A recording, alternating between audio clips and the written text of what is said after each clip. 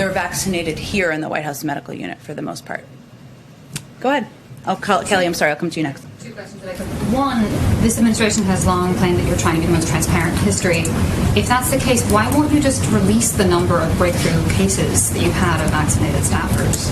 Well, I think first we're in a very different place than we were 6 to 7 months ago as it relates to the virus.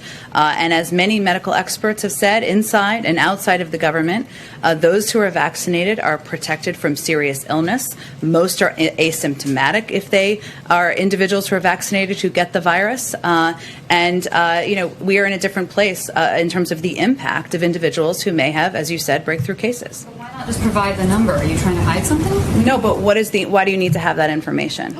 Case of transparency, the interest of the public, having a better understanding of how breakthrough cases work here in the White House. Well, first, there are the CDC tracks, and let me give you this information, too. The CDC tracks across the country, of course, hospitalizations and deaths, as we have seen. They also do a great deal of tracking in cohorts and ensure that. So let me give you a little more information on this, which I think. What? Okay. First off, welcome back to the show, danalash.com. It's good to be with you guys. It's Friday. I'm happy to be with you. Don't forget to subscribe to the newsletter. We have some stuff. It's been a kind of a busy week, and you'll soon, very, very soon see why.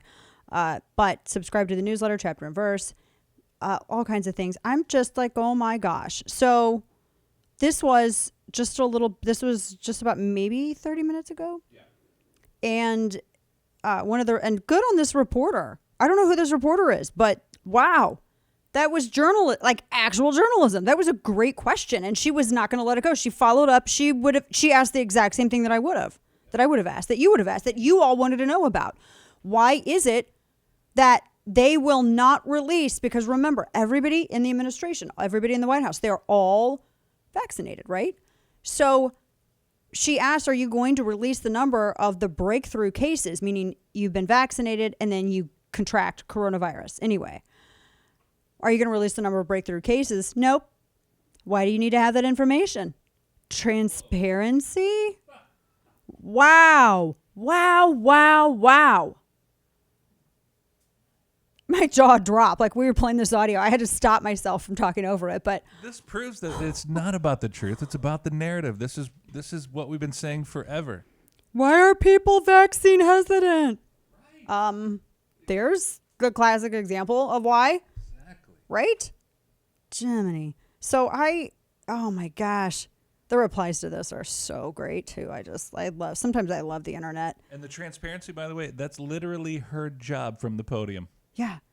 I mean, it's a press conference. And yeah, it's a press conference and they're. Can you imagine if Trump or anybody that worked for him in communications said that to anybody in the press? Dude. Why do you need to know the information? Give me a break. I can't even, yeah, that's ridiculous. I can't even imagine what that would be like. Why not just provide the number? Or are you trying to hide something? Why do you need to have that information? Because people want to know, right? They just want to know. Why is that so hard? They just want to know. Super simple, right? And she acts like we don't have the data from recently. She acts like it's all data from 6 or 7 months ago when we totally have the data all the way up to July this year.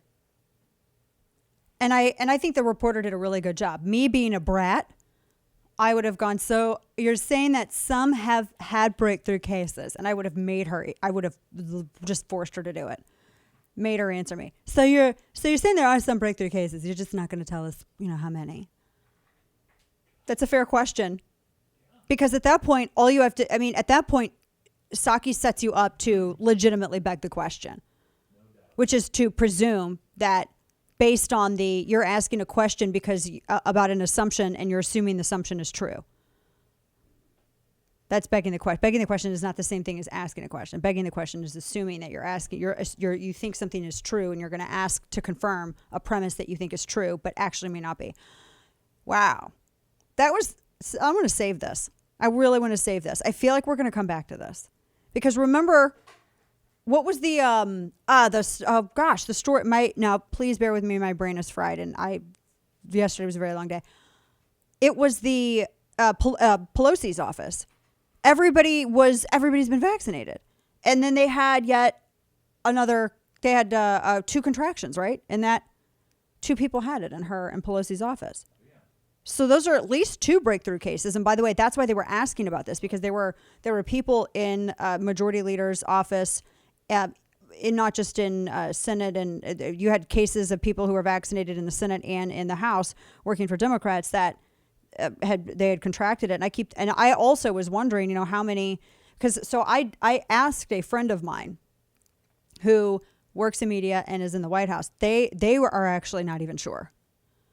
It's just not something that's why I think that, to me, when I was watching this exchange, I was going, oh, because it's difficult for even them to get, and they're there, and that's their working environment. It's difficult for them to even get those questions. So, wow.